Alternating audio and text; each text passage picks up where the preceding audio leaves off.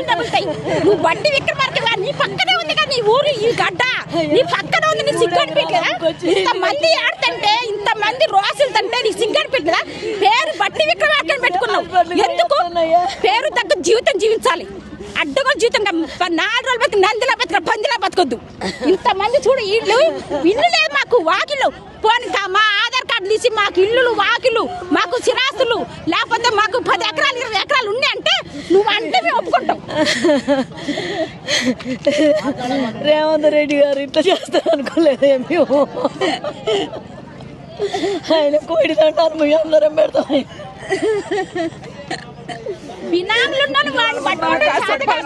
గుడిసె వేసినప్పుడే మీకు లేదమ్మా ఇక్కడ అర్హత లేదు మీరు వెళ్ళిపోండి అంటే మేము సంతోషంగా వెళ్ళిపోయేదామని, అక్కడ ఇల్లు ఉన్న ఇల్లు అమ్ముకొని వచ్చి ఇక్కడ మంచి చోటు కలెక్టర్ ఆఫీస్ దగ్గర ఉంటుందని మేము కట్టుకున్నాం ఇల్లు. కానీ ఇవాళ ఎంత గోల కొడతామని మేము అస్సలు అనుకోలేదండి.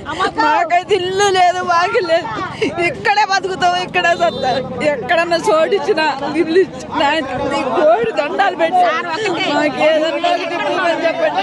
బట్టి విక్రమార్కన్నా ఎవరన్నా నాయకులు వచ్చి రావాలి, వచ్చిన తర్వాతనే మేము వినించి కదులుతాం, లేకపోతే అసలు కదిలే ముచ్చట లేదు. చంపుతారా మమ్మల్ని? వెనకట కూడా గుర్రాలు దొక్కిచ్చి ఒక ఆయన ఉన్నాడు, ఆయన పేరు ఇప్పుడు చెప్పను. అప్పుడు ఎట్ చేసి మీరు గట్ట చేద్దురండి, మా చంపి మా రక్తం మీకెళ్ళి నడుచుకుని పోండి. కాంగ్రెస్ పార్టీ పెద్ద లంగా పార్టీ, లుచ్చా పార్టీ అని తెప్పించుకోండి. ఆర్డర్ ఏమీ లే, వచ్చి ఎమ్మటే ఇల్లు కూలగొట్టడానికి వచ్చిర్రు. ఏమైనా తీపియడానికి వాళ్ళని పిలిచినా కానీ వాళ్ళు రాలేదు. వాళ్ళు వచ్చిన తర్వాత కూడా మమ్మల్ని లేదని హెల్ప్ చేస్తా అంటే తీయడానికి రాలే. ఇప్పుడు ఎంత నష్టం అయితే చెప్పన్నా. వాళ్ళు చెప్పడానికి పేరు 3 మంత్రులు అంట. ఏం మిగడ అనుకున్నారన్న ఇక్కడ మీకు ఎదురేదేం లేదు, వాళ్ళు చూసుకుంటారు.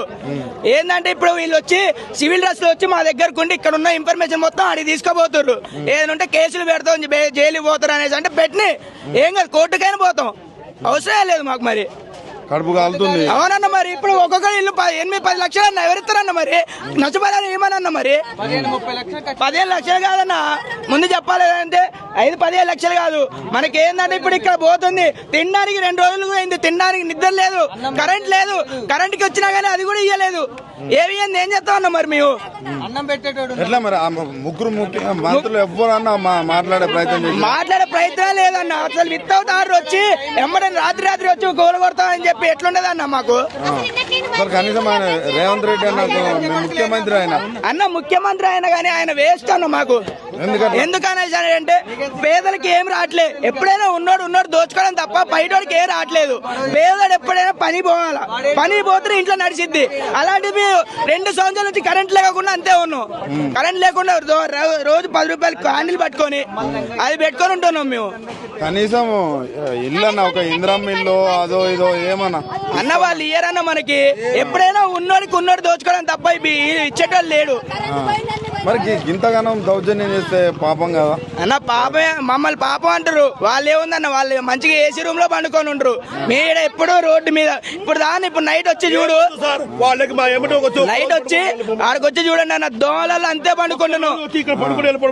దోమలలో ఆ నిద్ర కూడా లేదు, కూలగొట్టినా కానీ ఈడ పండుకున్నాం. దోమలు కుట్టుకుంటే అంతే ఉంటాం. మరి ఎటు పోవాలి మాకు దిక్కు లేదు. మరి ఉన్నాయన్న అమ్ముకొని వచ్చి ఈడ పట్టుకున్నాం. మరి ఏం చెప్తారు? ఇక 3 మంత్రులు ఉండి రాకపోవడాన్ని ఎట్లా చూస్తారు మీరు?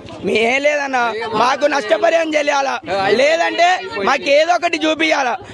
అంటే ఓట్లు వేస్తున్నప్పుడైతే రాండి అన్న, ఒక్కసారి అన్న ఓట్లు వేయమంటారు. ఓట్లు వేసినప్పుడు వచ్చి అయ్యా మీ కాళ్ళు పట్టుకుంటాం అంటారు. తర్వాత కూలగొట్టే ముందు వచ్చే ఒక 4 రోజులైనా ఒక 5 రోజులైనా ముందు వచ్చే చెప్పిర్రు ఏమైనా? ఓట్లు వేయడానికి అయితే వచ్చి మా దండం పెడతాం, మాకు ఓటేయని ఈసారి మీ ఏదో ఒకటి చేస్తాం అంటారు. ఎప్పుడైనా ఉన్నోడు వాడు చూసుకోవడం తప్ప యూత్ లడికి ఏముండదు. బాధ ఎందుకుండదు అన్న ఎవరికైనా. ఇప్పుడు ఇంతమంది కొట్లాడుకుంటున్నాం అన్న, వాళ్ళు ఎవరైనా వచ్చిర్రా అన్న? ఇప్పటికి ఎవరైనా వచ్చిర్రా? మాకు 3 మంత్రులు కాదురా, వాళ్ళు వచ్చినా కానీ మనం ఏం చేయలేరు. మనం బీగడానికి కూడా వేయలేదు. ఆల్రెడీ మొత్తం ఇగో చూడరాదు అన్నాడు జేసీపీ, అది చూడరాదు. వీళ్ళకి ఆల్రెడీ చూడన్నాడు జేసీపీతో పని చేపిస్తూనే ఉన్నారు. ఇంకా వాళ్ళు రాలేదో లేదు. ఎంపీలు ఉన్నారు, అందరు ఈడే ఉన్నారు, ఒక్కరు కూడా వచ్చి చూసేటోళ్ళు లేరు. మమ్మల్ని ఎన్నిసార్లు పోయినా కానీ చేస్తాం అంటారు, తర్వాత మమ్మల్ని ఇంత నుంచో పెడతారు.